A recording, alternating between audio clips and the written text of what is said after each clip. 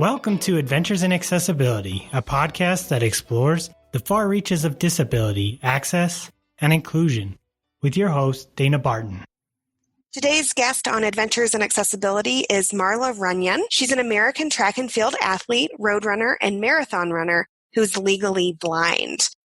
All right. Hi, Marla. How are you today?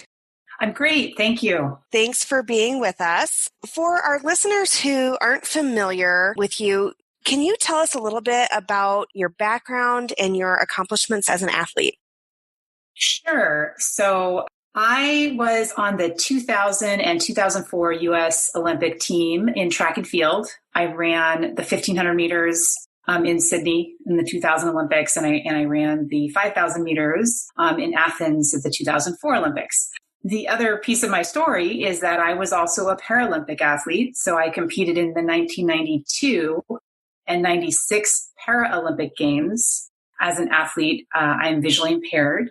So I won some gold medals in those events and so on. But the majority of my career was against fully sighted runners and competing in the mainstream of the sport. I guess the mainstream is a word I don't necessarily care for, but it's better than able-bodied. So I try to find the right language, but Sure. Just competing against fully sighted runners has been the majority of my running career.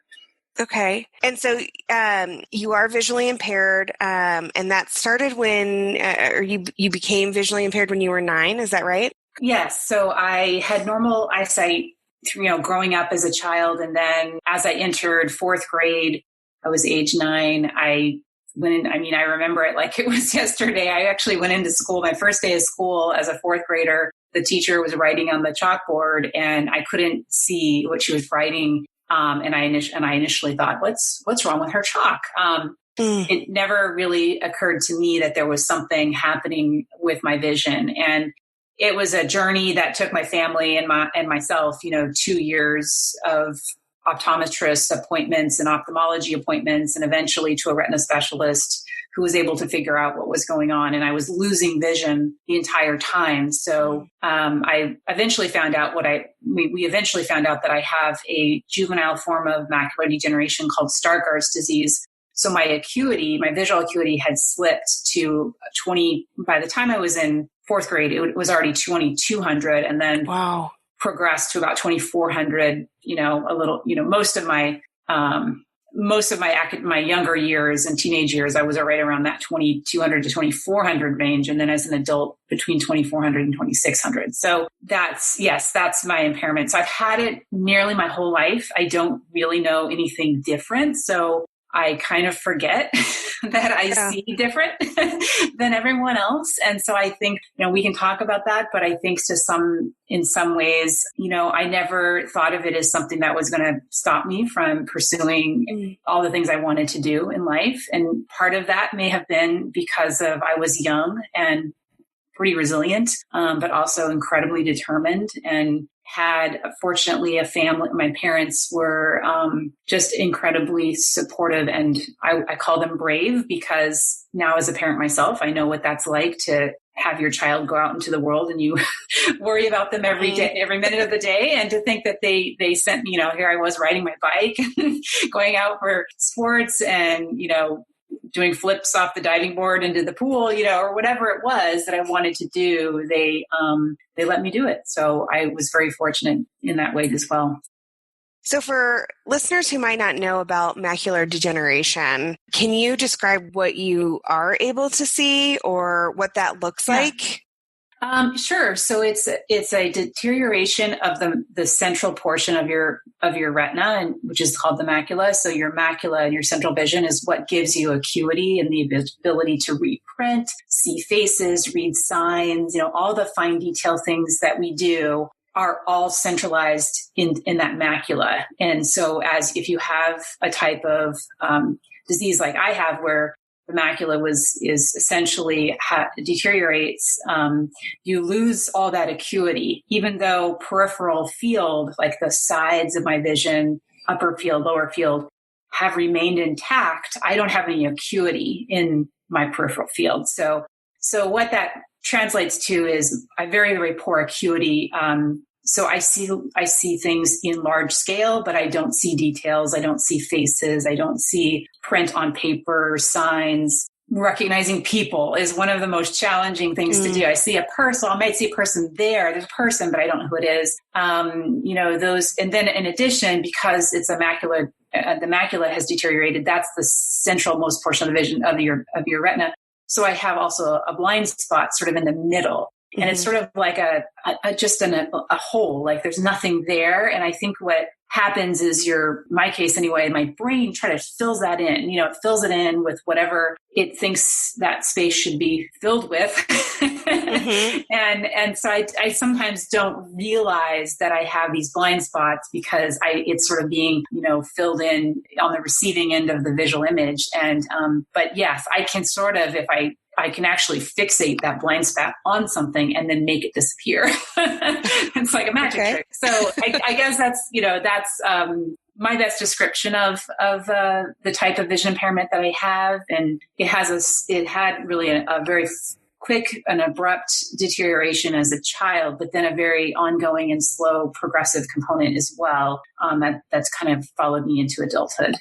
Okay. And when did you find a love for running and track and field and I guess being an athlete? Well, even prior to losing my vision, I was pretty active. Like I was, my family and I grew up in California and out Southern California. And so I think I was maybe in gymnastics at age 3 and then played soccer for a number of years as a kid. And I have an older brother. So we were pretty outdoors a lot, and so being active and riding bikes, just whatever kids did back then, because we didn't have computers. So we were outside playing, that was me. I always, even prior to losing my vision, I was just fascinated with physical challenges. Like I'd create little fun workouts in the backyard and, just whatever how many pull-ups can I do? How many sit-ups can I do? How fast can I run? Whatever the challenge was, I was up for the challenge. And so I think I was just drawn to being physically active. I think when I started to lose my vision, that desire to move never went away. In fact, what I think happened is when I would go outside for recess, for example, the way I could figure out, to see things, I had to move to get to those things. So if I wanted to know what was happening on the grass field, well, I just run across the grass field. And if I wanted to know what's happening on the other side of the playground, I'd have to run there. I'd have to go there because I couldn't see it from any distance. And so even in my own home, just as a child, running around the house, it was just it was faster. And it was how I could take in the world I had to adapt. So I was taking in the world by moving through it is what I did. I like that. Do you remember the Americans with Disabilities Act being passed? Is that something you can recall? Yes, I do. I was in 1990, I was a junior in college. I'm going to back up though, just a little bit before we get to the ADA. I actually remember Public Law 94-142 passing. So Public Law 94-142, which later became the Individuals with Disabilities Education Act, was happening when I was in elementary school. So you have IDEA passing as I was in elementary school, and you have the ADA passing as I was in college. So both of these really landmark legislations directly impacted my life. When I was in college, this is obviously, the late 80s, early 90s, I had really taken on the world by then as if my own perception of my impairment at that point in time was like, I have to do I just have to work twice as hard. That my belief, which was that I was going to basically have to figure this out. I was going to have to figure out how to make my world and my environment and my curriculum accessible to me. And I was just going to have to put in the extra hours and the extra time to be successful. And that was sort of how I just took it all on. In hindsight, I would have done that a little differently. I mean, there's nothing wrong with taking it on, but I've since learned that accessibility is really a shared responsibility. And I took it all on myself and I think that part of me was because I felt like I was the one that was different. And because I was different, I was going to have to do the extra work. I don't think that ever really goes away, but I didn't realize, and even when the ADA passed, I didn't realize that, okay, actually, the environment around me is what's going to dictate my ability to excel in it. The accessibility of my environment determines my ability to excel. And that is so important. That is really the message that people need to understand about the ADA, is that when you remove the barriers of the environment that block your ability to access information, access print, access academics, access a job, access an online website, a website or an application, when you take away the barriers, I'm willing to do the work. Yeah. But I can't, but no matter how hard I work, I can't achieve. Barrier in front of me is something I can't remove, so that's why it's really about shared responsibility. And so when that ADA passed, ironically, a junior in college, it never occurred to me as I went off to college, I was running track for my university, I was about to enter graduate school. It didn't even occur to me that somebody could discriminate against me in an employment situation until that law passed. I mean, think that through, because it never occurred to me, because I was sort of this idealist that thought, I work so hard. I'm a good student. I'm so, I will, if I apply to a job I'm so passionate about, I'm going to do a great job. And it never occurred to me that on the other end of that interview table is somebody who's not going to see that. They're going to see me and they're going to see there's a blind woman and she can't do this job. Right. And so, that will get into the societal barriers that I think are our greatest challenge to overcome. Yeah. But you have to you have to start. I think the legislation is the baseline. And to think that didn't even exist throughout for the first, 20 years of my life is kind of unbelievable, because this is a new concept. Civil rights for people with disabilities is in its infancy in our country. I mean, that's just really a fascinating, when you think about it, this is not a story about my grandmother. This is a story about me, Yeah. And that's just, and even not only my right to employment and to access, my community and participate in my community and excel in my community, but as a child, my access to just going to my public school. And think about what that would have meant had neither of those opportunities been available. It's unthinkable. It's unimaginable to me that, and so I think now I have so much more understanding, and I can appreciate, you can't take anything for granted, as we've learned, and I can appreciate these, and there's more legislation out there, but these two directly had life-changing effects for me and so many Americans, and still do, because our ability to apply them and to expand them, especially for the ADA, is still to be determined. I mean, that's still the work ahead. Yeah, absolutely. So much to unpack there. But it's so great. You mentioned that it hadn't even occurred to you that, someone could discriminate. Thinking back, were there situations where you believe that perhaps you were discriminated against because of your disability? So I had a very unusual professional, if you want to say professional career, in that I went as a student, I went into education. I became a teacher. Okay. And so I was teaching in special education, actually. It was my first graduate degree became a teacher for deaf blind children, and then later on for blind and visually impaired children. So in the educational sector, I did not feel I didn't experience that personally. I also think that I am not totally blind. So I'm in that gray area. I'm in that area where a lot of people know that they look at me and they'll say, oh, there's something definitely not quite right with her eyes, but they may not know exactly what that is. So I'm not experiencing, I don't believe I'm experiencing maybe some of the assumptions inaccurate assumptions as someone who may be totally blind. So then beyond the educational, path that I chose, I then went into athletics, and I became a track and field athlete. And that was basically like being self-employed. It is basically being self-employed. And that was the majority of my young professional career was really running, which I did for nearly 15 years.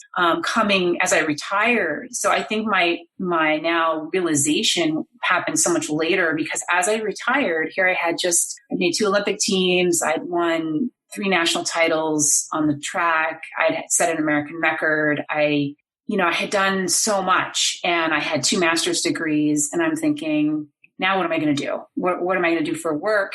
And as I went into now entering the workforce and applying for positions, it was now at age 40, the realization that it almost felt like none of those achievements even mattered, because as I sat in those interviews or sat in front of someone, they're thinking the problem that we have is that so often the person you're meeting or interviewing with is seeing you and they're thinking, if I couldn't see, I wouldn't be able to do this job, right? They're trying to they're inaccurately making an assumption that if they were in our shoes, they wouldn't be able to have the job. So even though we have legislation that says you can't discriminate me on the basis of my disability, there's also just going into a job interview and hearing, you're not the right fit for the role, or we had a better qualified candidate. So, it's going to be pretty hard to, how do you identify those moments, So it's been, I would say, a learning experience for me since retiring from athletics, for the first time for me, realizing how I'm being perceived.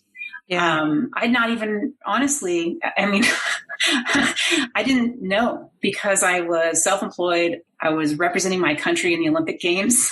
I was marching, walking in with my team at the opening ceremonies. It never occurred to me that 5 years or 8 years or 10 years later, I would be sitting in a job interview and having people doubt my capability. Wow. Never occurred to me, but that is the case. And that kind of goes back to those societal barriers that you mentioned earlier. And, definitely in the work that we do a lot of work around implicit bias. And, like you just said, people say, I couldn't do that if I were blind, because they have no concept of what that might be or how you've learned to adapt. Where else in your life have societal barriers kind of impacted you outside of employment? That's a good question. I think I'll speak maybe more general. I think that in this sort of learning, post-athletic career, life learning phase that I'm in, I'm realizing that the word disability, and, we could probably have a whole podcast on language, and I don't think that would be very interesting. So I don't want to go down that rabbit hole. But the challenge that we are faced with is that the word disability, and some people embrace that word and say, I am a member of the disabled community, and that is totally fine. But the challenge I have with the word, if you break it down semantically, is it has the word ability in it. And when we think of an ability, we think of your ability to function, to do things, to perform, to be. And so the confusion of that word in and of itself is, are we talking about an impairment, a person who has an impairment that you possess, or your ability to function or even excel or achieve with that impairment? It's two different things. Mm-hmm. And so having the impairment is not the same as is showing or demonstrating how you function. And I always say not just function, but excel with an impairment. It's two different things. So we unfortunately have in our society, we position people with disabilities as being incapable. That's sort of the default. And that's lack of education and lack of awareness and just lack of common sense. But the word doesn't help us either. But you are positioned as incapable, and it isn't about being inept or incapable. There's a difference between can't do and can't access. Sure. Right? And I always say it's such a huge difference. An example. So I'm an assistive technology user. I use screen readers and screen magnification on the computer. And of course, my home, I know my home because I built my home. I designed my home, So if I am sitting at my desk in my home on my computer with my assistive technology and I have my daughter, my husband are here, whatever. So I don't feel disabled. I have an environment that I've constructed and the tools and that I use every day that make me highly efficient at what I do and highly skilled at what I do because I'm in an accessible environment. But if you put me in a different environment, I always say the airport is my environment that's not very accessible. Oh, like if I'm at the airport, I can't find the gate. I don't know where which airline to check in with, so it's like, It's not that I'm not capable. It's that I can't see the signs, and I can't see, I can't see the gate number. And so, that's what's an interesting concept is disability or disabled a product of an impairment, or is it a product of an inaccessible or poorly designed environment? Right. So what do you do in that case? I mean, walk us through. You're going to an airport and you're on your own. What do you do? So I am, as many people in the who are visually impaired like myself. If you have some vision, we're all problem solvers all the time. That's all we do is problem solve all the time because we're living in and working in environments that were not designed for us. So one of my compensation strategies since high school is you memorize things. You memorize where things are in stores. You memorize where people are in a room so that you might be able to walk up to them to say hello. You can't see who they are, but you're like, okay, she always sits over here. So I know, so you have tricks. You have a bag of tricks that you use to basically, navigate and function in an environment that, like I said, is just not designed for you. In the airport, it depends on the airport. So if it's a little small town airport, like when I lived in Eugene, Oregon, I knew that airport. It had 4 gates. Right.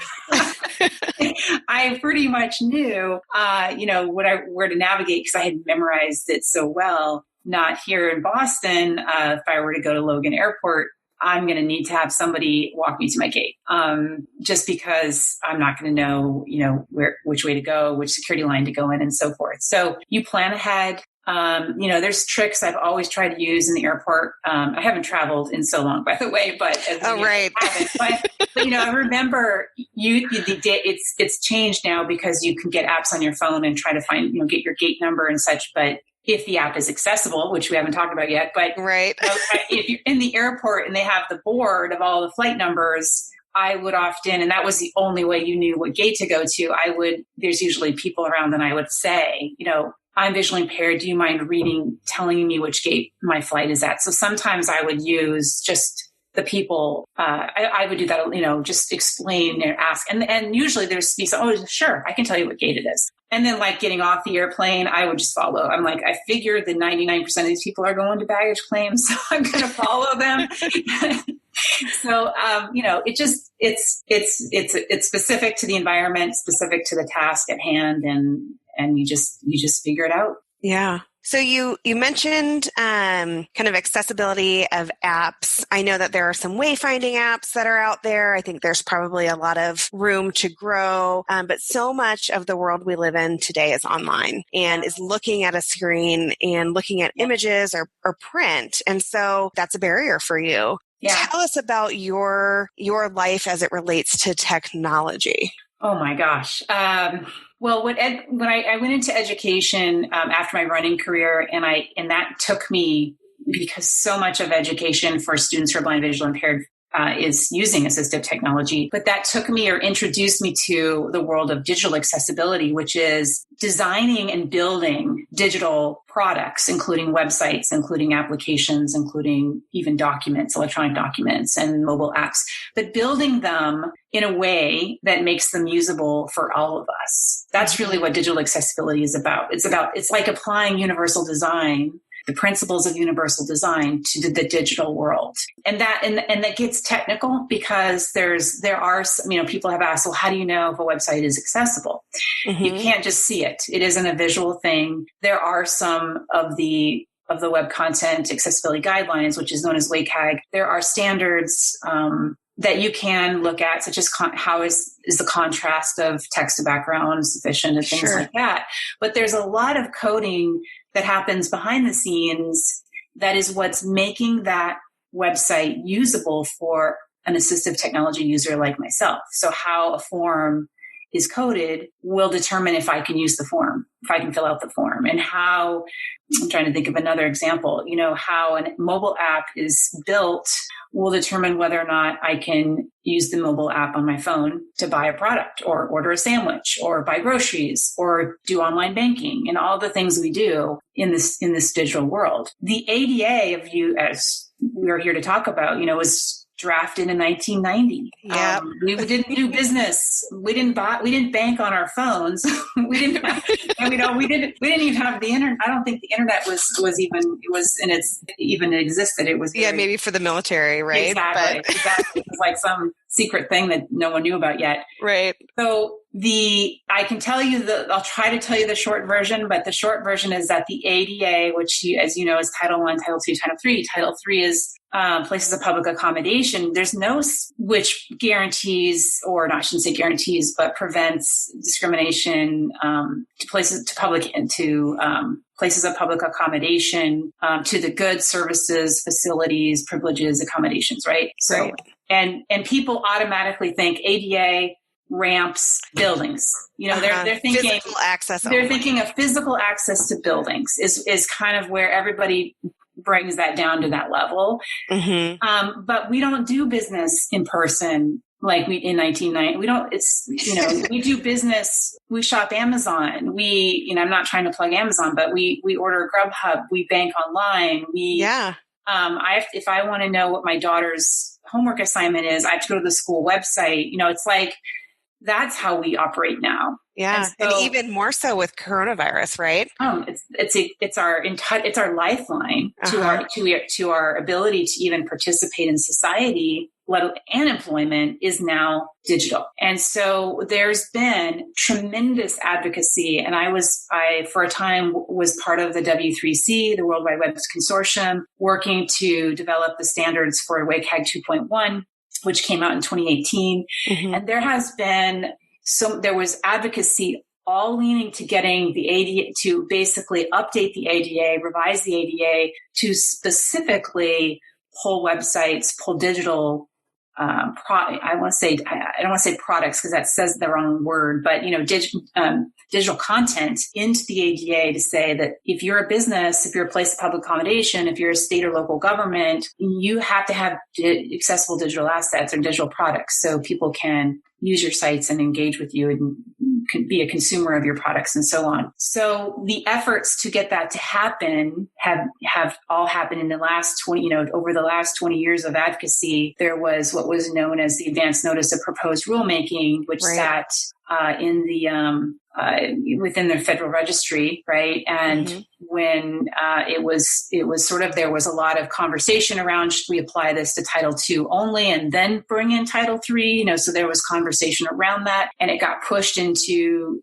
the administration beyond Obama's administration, and then when Trump's administration came into office, all of that advocacy just went off a cliff. It was done. So the opportunity to be specific and really bring digital accessibility into the ADA kind of died in 2017 when it, kind of sounds dramatic, but it really wasn't going to happen. But also keeping in mind that where we are is we're in a place of ambiguity when it comes to this topic, in that the Department of Justice has said, yes, a website is a place of public accommodation. Mm-hmm. So they're saying that, yes, it needs to be accessible, but they're not going all the way and saying, this is what that means. These are the standards you have to meet. And so what's uncertain at this time are the standards. And while Section 508 of the Rehabilitation Act has adopted the WCAG 2.0 AA standards, and that applies to federal agencies, and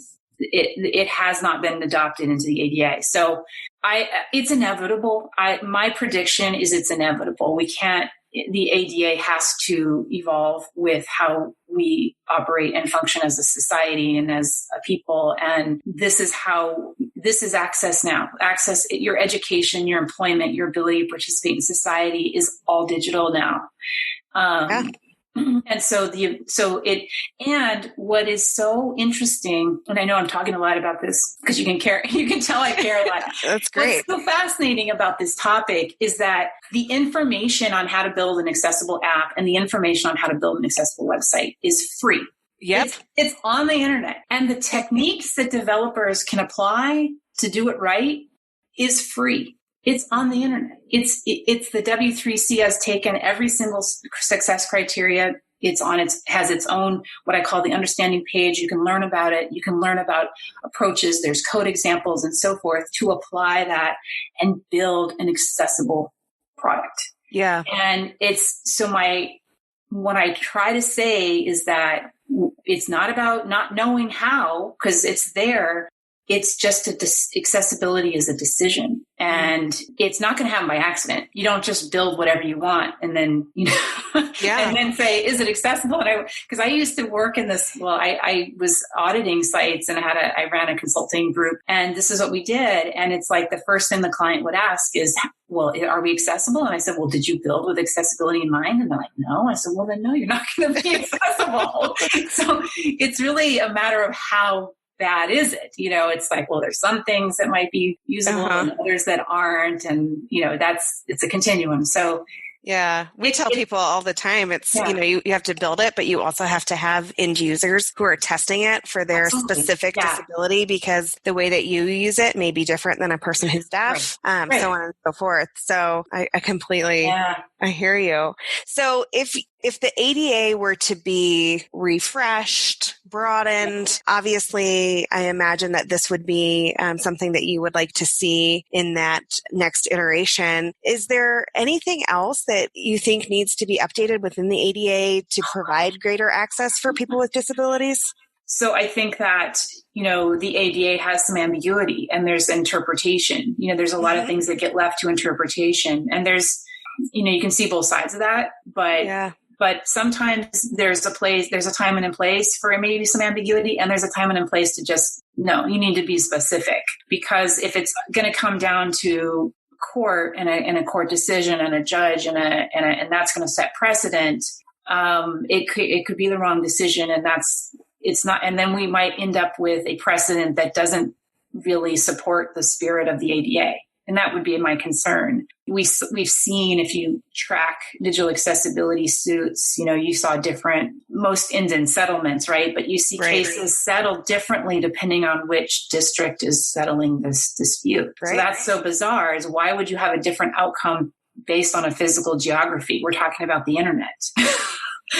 So that doesn't make sense. If it's the 9th Circuit versus the 7th Circuit versus the 11th Circuit, we shouldn't be coming out of web accessibility suits with different decisions. Yep.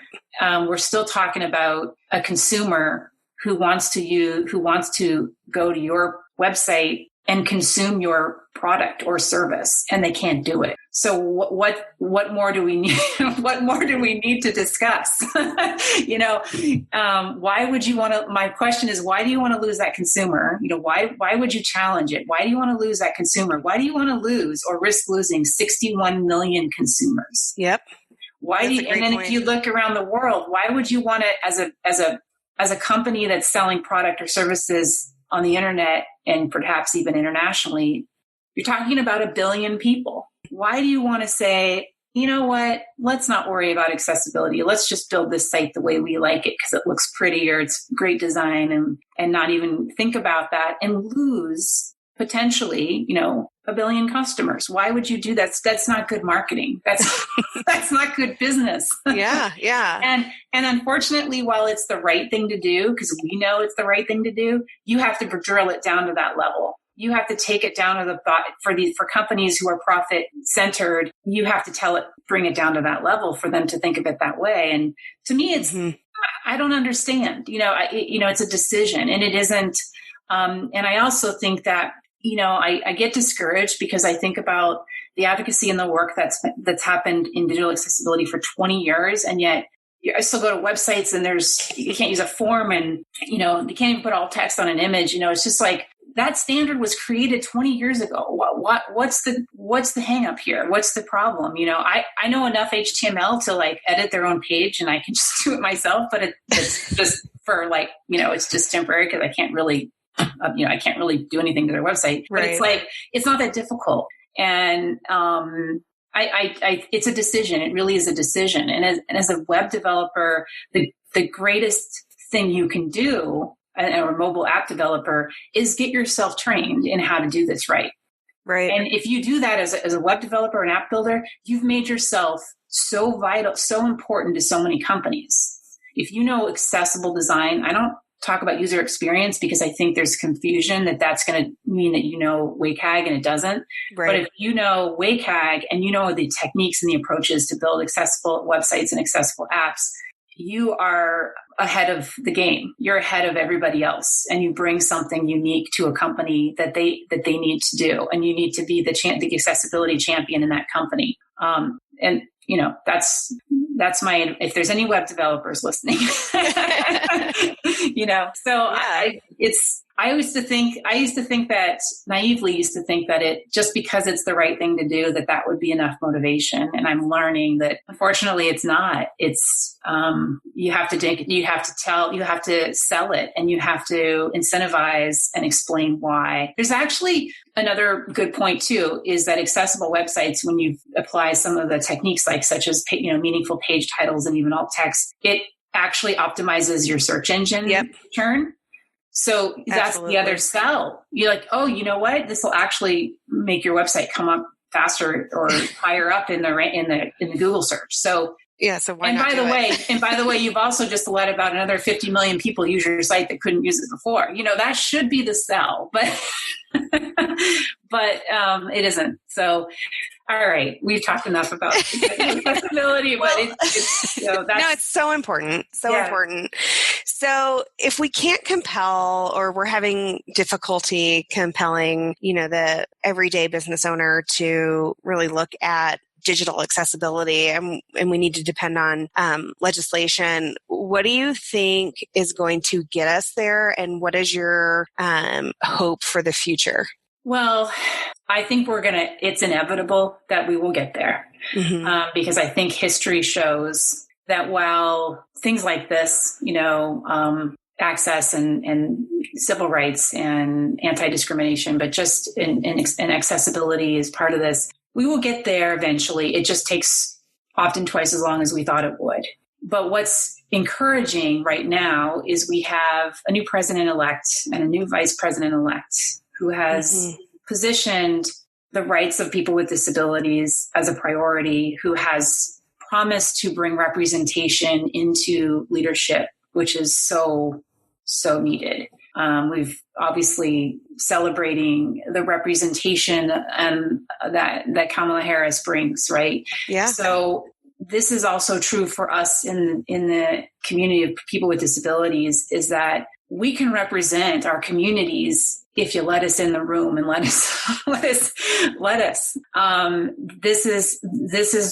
I always, I think that we are still, while we are the largest minority group nationally and globally in terms of the number of people, we are still the least represented and behind in all aspects of whether it's legislation or any anti-discrimination or civil or rights. We are behind. And I have to remind myself, when you think back to how much work it took to get Section 504, the Rehabilitation Act, which was a footnote in a bill in 1973, that even though it was signed in, it wasn't enforced. The effort and the advocacy of the people of leaders in the community of people with disabilities, it's remarkable how much work it took. And that was just to ride a bus. Yeah. That wasn't even about going into stores or employment or education. That was about the right to ride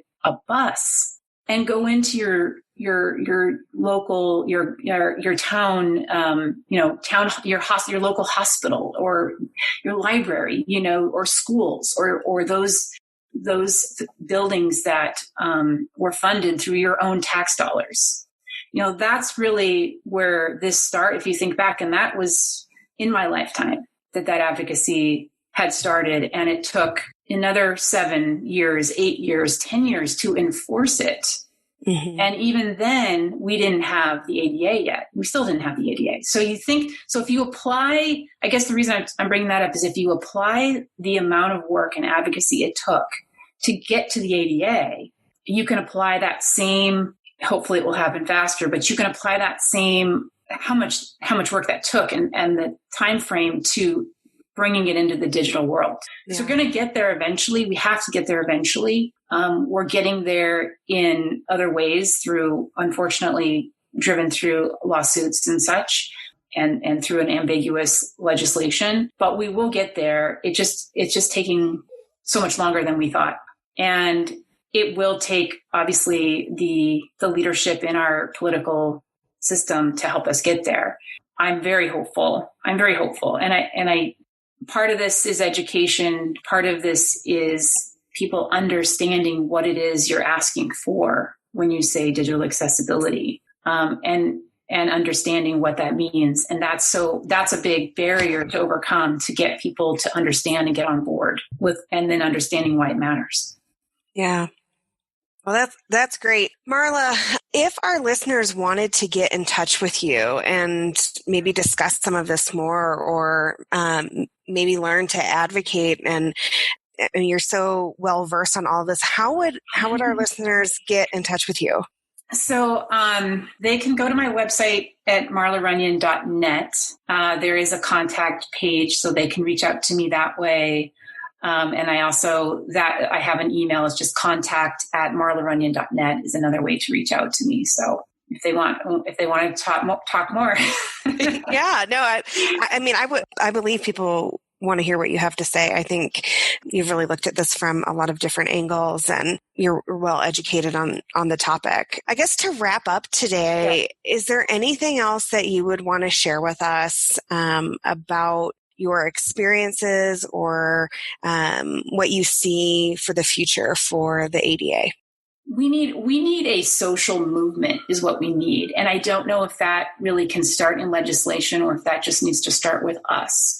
But I think we need a social movement to change the societal barriers that those of us with disabilities are experiencing in life. And that those are the barriers that they're not always tangible, right? They're felt, but they're not tangible. And it's hard to figure out how to break those barriers with legislation. And I don't have the answers, but I think we need a movement. And I do believe that movement has to be led by us in the community, those of us living with, excelling with a disability.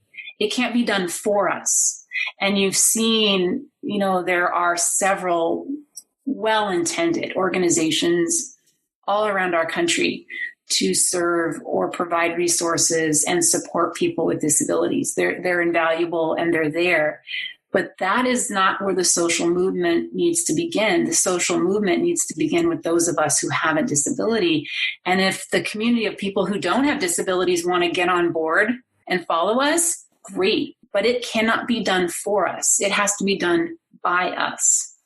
And the leadership, getting collectively organized as a community and having true and strong leadership is what we need as a community, if we are to achieve that social change that we so need.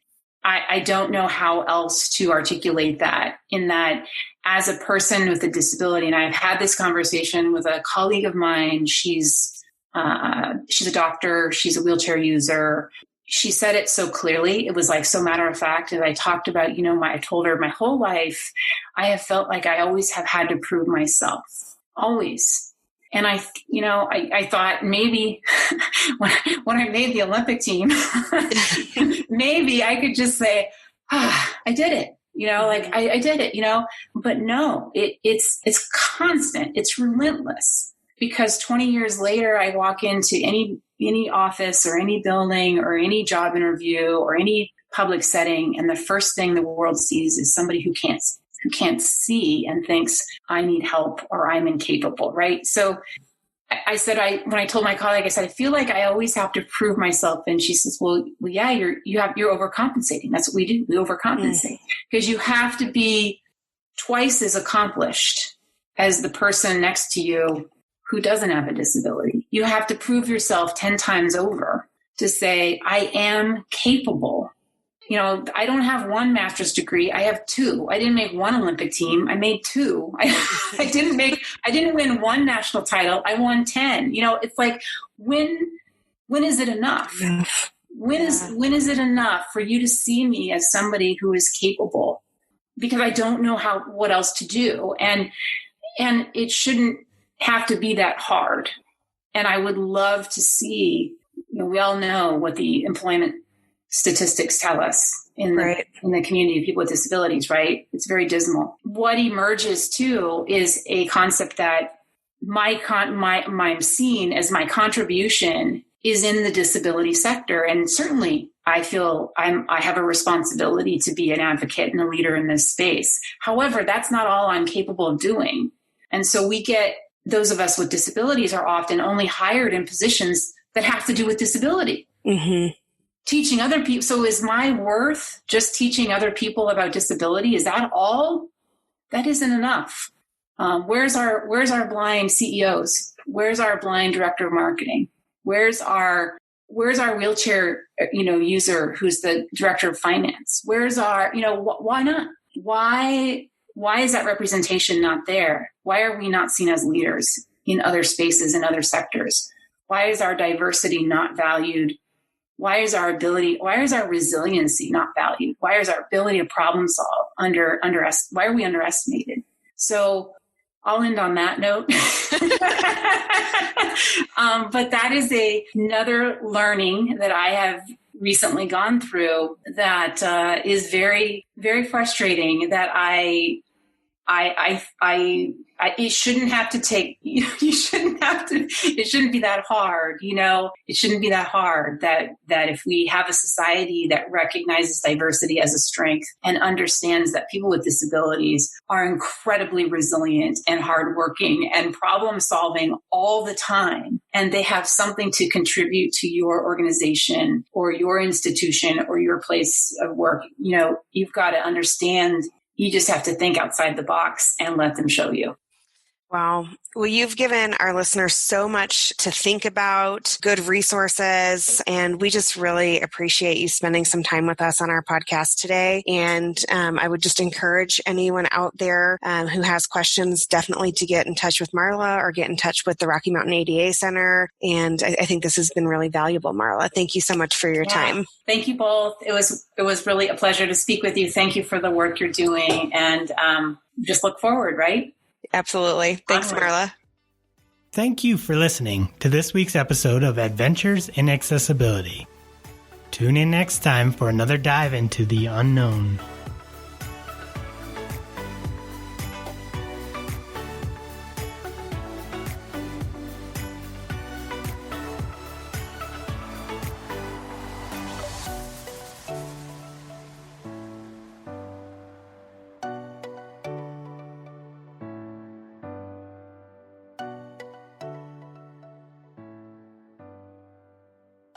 Adventures in Accessibility is hosted by Dana Barton, produced by Emily Schumann, and Mike Shea is our sound engineer.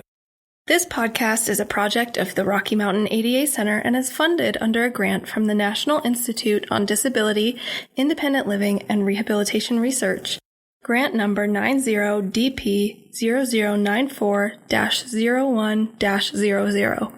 This production is intended solely for entertainment and informal guidance and should not be considered legal advice. The opinions expressed by guests are not necessarily held or endorsed by the Rocky Mountain ADA Center.